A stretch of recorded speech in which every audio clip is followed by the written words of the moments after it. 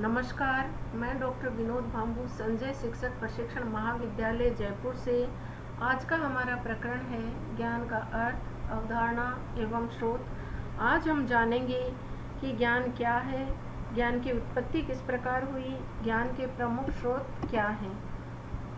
ज्ञान का अर्थ, ज्ञान शब्द गे धातु से बना है जिसका अर्थ जानना, बोध, अनुभव एवं प्रकाश से माना गया है। आसान शब्दों में कहा जाए तो किसी वस्तु के स्वरूप का जैसा वह है वैसा ही अनुभव या बोध होना ज्ञान है। इसे हम उदाहरण से समझ सकते हैं। यदि हमें दूर से पानी दिखाई दे रहा है और निकट जाने पर भी हमें पानी ही मिलता है तो कहा जाएगा कि हमें अमुक जगह पानी होने का वास्तविक ज्ञान हुआ। इसके विपरीत निकट जाने पर हमें रेत दिखाई दे तो कहा जाएगा कि अमुक जगह पानी होने का जो ज्ञान हुआ वह गलत था।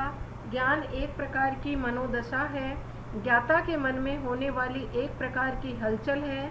मानवीय ज्ञान की पुख्ता समझ बनाने के लिए हमें कुछ अनिवार्य शर्तें निर्धारित करनी होंगी, जैसे विश्वास की अनिवार्यता, विश्वास का सत्य होना और प्रामाणिकता का पर्याप्त आधार होना। वैसे दार्शनिकों ने ज्ञान की अनेक परिभाषाएं दी हैं। उनमें से कुछ मुख्य परिभाषाएं इस प्रकार हैं। प्लेटो के अनुसार विचारों की दैवीय व्यवस्था और आत्मा परमात्मा के स्वरूप को जानना ही सच्चा ज्ञान है। प्रोफेसर जोड के अनुसार ज्ञान हमारी उपस्थिति, जानकारी और अनुभवों के भंडार में वृद्धि का नाम है। वेबस्टर के अनुसार ज्ञान वह है जो ज्ञात है और जो ज्ञात होने के बाद संचित रहता है, या वह जानकारी है जो वास्तविक अनुभव द्वारा प्राप्त होती है। इन परिभाषाओं के आधार पर विद्वानों ने ज्ञान को मात्र अनुभव तक ही सीमित नहीं माना, क्योंकि अनुभव में कोई संदेह, अस्पष्टता एवं अनिश्चितता घुली मिली रहती है। अनुभव में से ज्ञान को पृथक करने के लिए उन्होंने कुछ कसौटियाँ बनाई हैं, जिन पर परखने के बाद अनुभव को ज्ञान रूप में स्वीकार किया जा सकता है। इसे हम सरल रूप में इस प्रकार से समझ सकते हैं। हमें निरंतर रूप से अनुभव होते रहते हैं क्योंकि हम चेतन हैं। ये अनुभव हम अपनी इंद्रियों के माध्यम से करते हैं, जिनमें नेत्र, नाक, कान, त्वचा और जीभ सम्मिलित हैं। इंद्रियों से आए अनुभव हमारे मन मस्तिष्क में जाते हैं और वहाँ मन और मस्तिष्क द्वारा इन्हें व्यवस्थित किया जाता है। हमारे मन मस्तिष्क में बहुत सारे अनुभव इंद्रियों के माध्यम से बाहर निकल कर आते हैं और वे इन्हें व्यवस्थित कर देते हैं। मन मस्तिष्क के पास अपनी अपनी शक्तियाँ होती हैं। इन शक्तियों को हम संयुक्त करने की शक्ति और जटिल बनाने की शक्ति कह सकते हैं। जैसे दो अनुभव जो अलग अलग आए हैं, अर्थात दो अलग अलग इंद्रियों से आए हैं, उन्हें जोड़ने का काम मनस करता है और मस्तिष्क उन्हें अपनी शक्ति के आधार पर बनाई गई कोटियों और श्रेणियों में विभाजित एवं वर्गीकृत करके नया रूप देता है। इस तरह ज्ञान अनुभवों का संश्लेषणात्मक एवं विश्लेषणात्मक रूप होता है। उसकी परिभाषा यथार्थानुभवम ज्ञानम कहकर की जाती है। यथार्थ अनुभव प्राप्त करने के लिए भारतीय चिंतन में विभिन्न साधनों की चर्चा की गई है। इनमें प्रमुख हैं प्रत्यक्ष, अनुमान, उपमान एवं शब्द। इन साधनों से प्राप्त ज्ञान को प्रमा कहा गया है, जबकि इनसे भिन्न साधनों से प्राप्त ज्ञान को अप्रमा कहा गया है। स्मृति, संशय आदि से प्राप्त ज्ञान वास्तविक नहीं है। इन परिभाषाओं के सारांश रूप में हम इस प्रकार से कह सकते हैं, ज्ञान वह है जो सत्य है। ज्ञान में ज्ञाता का विश्वास होता है। ज्ञाता के पास उस ज्ञान के सत्य होने का प्रमाण होता है। ज्ञान की अवधारणा, मुख्यतः ज्ञान की दो अवधारणाएं हैं, जिनमें प्रथम अवधारणा है शाश्वत सत्य ही ज्ञान है।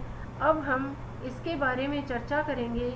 जब हम शिक्षण देते हैं या शिक्षण कार्य करते हैं तो हम ज्ञान प्रदान करते हैं, इसलिए हमें जानना आवश्यक होता है कि हम ज्ञान के किस स्वरूप का उपयोग कर रहे हैं। कैसे हम विद्यार्थी को यथार्थ ज्ञान से परिचय प्रदान करें। क्या हम जो ज्ञान उसे दे रहे हैं वह पूर्ण यथार्थ ज्ञान है, सत्यता से पूर्ण है। ये सब हम जानते हैं एवं समझते हैं। क्या इन सिद्धांतों की जानकारी शिक्षक को होना अति आवश्यक है? शिक्षा का प्रमुख उद्देश्य ज्ञान प्रदान करना है तथा जो भी तथ्य हम पढ़ाते हैं तो वह सत्य पर आधारित है। सत्य और ज्ञान दोनों एक दूसरे से जुड़े हैं, दोनों में कोई अंतर नहीं है। शाश्वत सत्य ही ज्ञान है। समाज के लिए ज्ञान ही शिक्षा है। सभी प्राचीन ऋषि मुनियों तथा मुस्लिम संतों को प्रथम ज्ञान हुआ, तब उन्होंने उसका प्रचार प्रसार किया। इस प्रकार से ज्ञान की उपयोगिता शिक्षा ही सिद्ध करती है। ज्ञान की दूसरी अवधारणा शाश्वत सत्य ही ज्ञान है। अब हम इसके बारे में चर्चा करेंगे कि ज्ञान सूक्ष्म है या स्थूल है। ये बात हम अध्यापक के द्वारा विद्यार्थियों को अध्ययन कराते समय शिक्षक एवं विद्यार्थियों के मन में ज्ञान सूक्ष्म रूप से विद्यमान रहता है।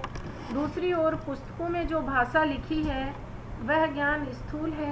एक उदाहरण के द्वारा हम समझ सकते हैं, जैसे पानी में नमक डालने पर जो नमक के छोटे कण हैं वे घुल जाते हैं और जो बड़े ढेले होते हैं वे दिखाई देते रहते हैं। ठीक उसी प्रकार से यह ज्ञान पुस्तकीय ज्ञान होता है। ज्ञान के दो पक्ष हैं, प्रत्यक्ष ज्ञान और परोक्ष ज्ञान।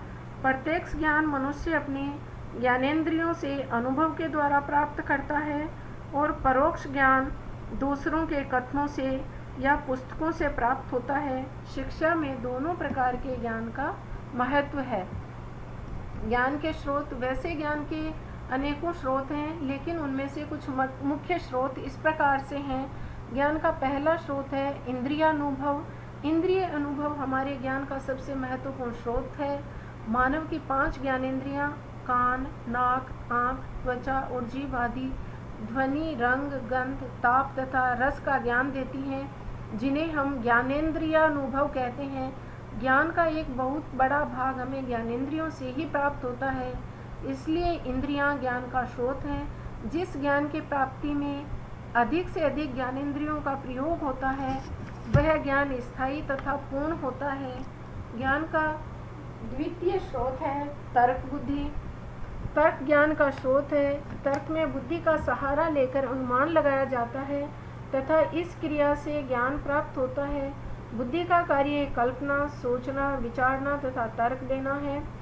तर्क मानसिक तथा बौद्धिक प्रक्रिया है।